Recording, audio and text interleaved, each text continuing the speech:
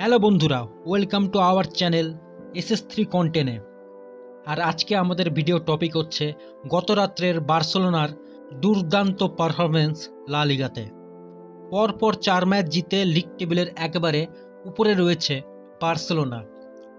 প্রথম 3টি ম্যাচে ভ্যালেন্সিয়া, অ্যাথলেটিক বিলবাও আর রায়ো ভালকানোর সাথে 2-1 গোলেই 3টি ম্যাচেই জিতেছিল। কিন্তু 4 নম্বর ম্যাচে গত রাতে বার্সেলোনা যেভাবে রিয়াল ভালোদোলিদকে 7-0 গোলে মানে 7 আপ খাইয়ে দেয়, তাতে একেবারেই বার্সেলোনা জানান দিয়ে দিল যে পুরনো বার্সা আবার ফিরে আসছে। যেখানে রিয়াল মাদ্রিদের এত তারকাপূর্ণ দল হওয়ার পরেও এমবাপে, ভিনিসিয়াস, রড্রিগোরা একের পর এক ম্যাচে খারাপ পারফরমেন্স দিয়ে যাচ্ছে, সেখানে বার্সেলোনা লা মাসিয়ার স্টার প্লেয়ারদের নিয়েই, লা মাসিয়ার ইয়ং প্লেয়ারদেরকে নিয়েই পুরোপুরি লা লিগা মাতিয়ে দিচ্ছে। কিছুদিন আগে চ্যাম্পিয়ন্স লিগে ড্র হলো, যেখানে বার্সেলোনার অপোনেন্টে বায়ার্ন মিউনিখ, বরুসিয়া ডর্টমুন্ড, বেনফিকার মতো শক্তিশালী দলদের বিরুদ্ধে ফিক্সচার হয়েছে। চ্যাম্পিয়ন্স লিগের সেই কঠিন ফিক্সচারের মধ্যে অনেকেই ভেবে নিচ্ছিল বার্সেলোনা হয়তো ভয়ে থাকবে অপোনেন্টদের থেকে, কিন্তু এখন বার্সেলোনার খেলা দেখে নিশ্চয়ই ভয় পাবে সেই সব দলের ফ্যানরা। হানসি ফ্লিক কোচ হওয়ার পরে এই বার্সেলোনাকে একদমই যেন বদলে দিয়েছে, যেখানে জাভির আন্ডারে খুবই খারাপ খেলছিল গতবারে লা লিগাতেই। কিন্তু এই মুহূর্তে বার্সেলোনা দলের প্রত্যেকটা প্লেয়ার, সেটা কোনো 17 বছর বা 18 বছরের কোনো লা মেসির বাচ্চাই হোক, কিংবা লেভানডস্কি বা ইনিগো মার্টিনেজদের মতো কোনো সিনিয়র প্লেয়ারাই হোক, সবাই যেন টকবগিয়ে ছুটছে। রিয়াল ভালোদোলিদের সাথে গোটা ম্যাচে বার্সেলোনা একেবারে নিজেদের স্টাইলেই খেলে, যেখানে 71% পজিশন রেখে 23টা টোটাল শট মারে, যার মধ্যে 11টা শটই অন টার্গেট থাকে। আর সব থেকে অবাক করার বিষয় হলো, যে 12টা শট অফ টার্গেট ছিল তার মধ্যে 3টা বারেই লাগে।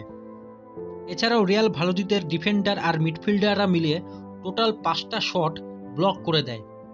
আর বার্সেলোনার 23টা শটের মধ্যে সবথেকে ইন্টারেস্টিং হলো 17টা শটই তারা রিয়াল ভালোদোলিদের বক্সের ভিতর থেকেই মারে। তার মানে বোঝাই যাচ্ছিল যে বার্সেলোনা তাদের পাসিং ফুটবল, টিকিটাকা ফুটবল দিয়ে কিভাবে রিয়াল ভালোদোলিদের সেই লো ব্লককে ভেঙে তাদেরই বক্সের মধ্যে বারবার ঢুকে যাচ্ছিল। গোল করা ছাড়াও গোটা ম্যাচে বিগ চান্স তৈরি করে 6টা, যার মধ্যে 4টাই মিস করে। 5বার থ্রু বল দেয় বার্সার প্লেয়াররা, আর অপোনেন্ট বক্সের মধ্যে 41বার টোটাল টাচ থাকে বার্সা প্লেয়ারদের কাছে। এমনকি ফাইনাল থার্ডে 5বার বার্সেলোনা প্লেয়ারদেরকে ফাউল করে দেয় রিয়াল ভালোদোলিদের ডিফেন্ডাররা।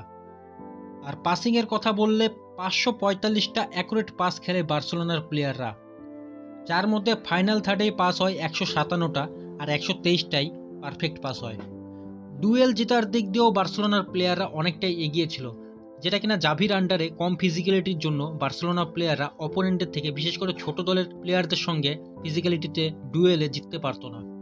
বার্সেলোনা গোটা ম্যাচ 7 গোল দিলেও একের পর এক আক্রমণ করলেও ডিফেন্সও কিন্তু খুবই ভালো করেছে।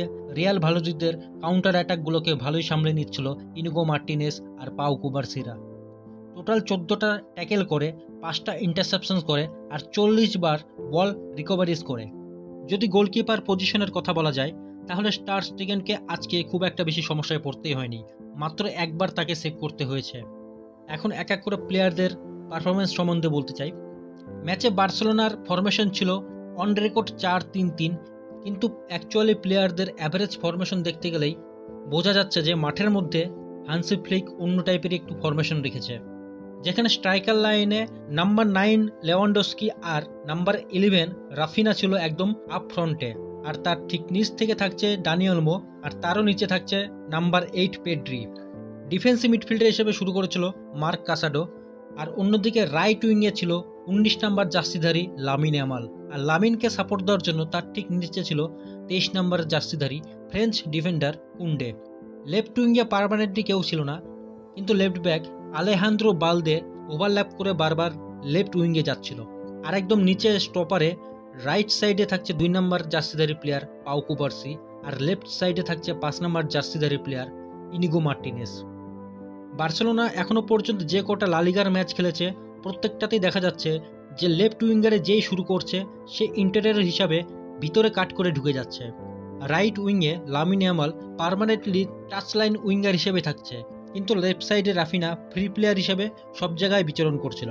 এই ম্যাচে ম্যান অফ দ্য ম্যাচ হলো সেই রাফিনাই, যে কিনা সবথেকে বেশি 10-এর মধ্যে 10 রেটিং নিয়েই ম্যান অফ দ্য ম্যাচ হয়েছে। ম্যাচে সে 3টা গোল করেছে আর হ্যাটট্রিকের সাথে সাথে একটা অ্যাসিস্টও করেছে। অ্যাটাকিং থার্ডে লেফট উইং, রাইট উইং এবং মিডিল সব দিক দিয়েই রাফিনা যেন ফ্রি প্লেয়ার হিসেবে খেলে যাচ্ছিল, যেখানে সে 5টা অন টার্গেট শট রাখে, সাথে একটা শট তার ব্লকও হয়। আর গোটা ম্যাচে সে 2বার ড্রিবল করে। এছাড়াও পাসিংয়ে তিনি 3বার কি পাস দেয় আর একটা বিগ চান্স ক্রিয়েটও করে। গোটা ম্যাচে ডুয়েলে 3বারের মধ্যে 2বারই সে জিতে, আর ডিফেন্সে নেমে একবার ট্যাকেলও করে। অন্যদিকে রাইট উইঙ্গার লামিন ইয়ামাল ডান সাইডটা পুরোপুরি কভার করে উপর নিচ করে খেলে, আর যেখানে সে গোটা ম্যাচে 2টো সুন্দর অ্যাসিস্ট করে। লামিন ইয়ামাল আজকের ম্যাচেও তার দুর্দান্ত প্লে মেকিং অ্যাবিলিটি সবাইকে দেখিয়ে দেয়, যেখানে সে 3টা কি পাসের সাথে 2টো চান্স ক্রিয়েট আর 2বার ড্রিবলও করে।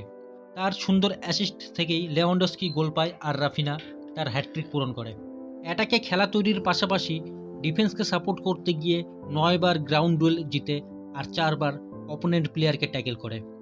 ম্যাচের মধ্যে 8.5 রেটিং নিয়ে 17 বছরের লামিন ইয়ামাল আবারও বেস্ট পারফর্ম করে সবার নজর কাড়ে। এরপর অবশ্যই বলতে হবে বার্সেলোনার নাম্বার 9 লেভানডস্কির কথা। লেভানডস্কিও 8.6 রেটিং নিয়ে ম্যাচের মধ্যে একটা গোল করে, একটা অ্যাসিস্ট করে, টোটাল 6টা শট মারে, যার মধ্যে 2টি অন টার্গেট থাকে, 2টি অফ টার্গেট থাকে, আর 2টি শট অপোনেন্ট প্লেয়াররা ব্লক করে দেয়। ম্যাচের মধ্যে সে একটা বিগ চান্স মিসও করে আর তার একটা শট আনলাকিলি বারে গিয়ে লাগে। কিন্তু সবথেকে আশ্চর্য করেছে লেভানডস্কির খেলাতে সেটা হলো তার সেই প্লে মেকিং অ্যাবিলিটি, যেটা কিনা হান্সি ফ্লিকের অধীনে বায়ার্ন মিউনিখেও সে করত। একজন নাম্বার 9 স্ট্রাইকার হয়েও ডিপ্লাইং ফরওয়ার্ডের মতো নিচে নেমে নেমে খেলা তৈরি করছিল, যার মধ্যে সে 4টা কি পাস দেয়, 2টো বিগ চান্স ক্রিয়েট করে, একবার ড্রিবলও করে, আর ডিফেন্সকে সাপোর্ট করতে গিয়ে একটা ইন্টারসেপশনসও করে। লেভানডস্কি 8.6 রেটিং নিয়ে বার্সেলোনার ক্যারিয়ারে তার অন্যতম সেরা একটা ম্যাচ খেলল। এরপরে বলতে চাই বার্সেলোনার এই বছরের নতুন সাইনিং ডানি ওলমোকে নিয়ে। ডানি ওলমো আগের দিন তার অভিষেক ম্যাচেই সেকেন্ড হাফে নেমে গোল করে ম্যান অফ দ্য ম্যাচ নিয়েছিল, আর সেদিন যেখানে শেষ করেছিল আজকে ঠিক সেখান থেকেই সে তার খেলা আবার শুরু করেছিল।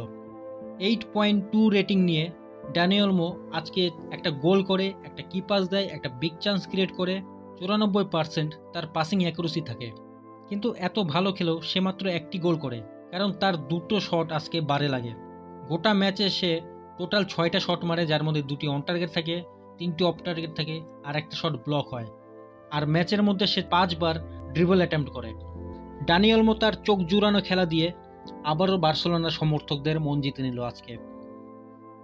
বার্সেলোনার বাকি প্লেয়াররাও আজকে খুবই ভালো ম্যাচ খেলে, যেখানে সবার রেটিং হচ্ছে পেড্রির 7.1, পাউ কুবার্সির 7.6, ইনিগো মার্টিনের 7.2, আলেহান্ড্রো বাল্ডে 7.2, মার্ক অ্যান্ড্রেস টের স্টেগান 7.0, জুলেস কুন্ডে 7.9 আর ফেরান তোরেস 8.3। ফ্লিকের আন্ডারে বার্সেলোনা যে ফুটবলটা এখন খেলছে, যেভাবে অপোনেন্টকে ডোমিনেট করছে, তাতে বার্সেলোনার ফ্যানরা আশাই করতে পারে এবছর লা লিগাতে তারা ভালো কিছু একটা করবে, প্লাস চ্যাম্পিয়ন্স লিগেও জিতার জন্য তারা অনেকটাই কনফিডেন্স পাবে। এখন দেখা যাক এত চোটের মাঝখানেও কিভাবে হান্সি ফ্লিক ইয়ং প্লেয়ারদেরকে নিয়ে কতটা ভালো একটা সিজন উপহার দিতে পারে বার্সেলোনা ফ্যানদেরকে।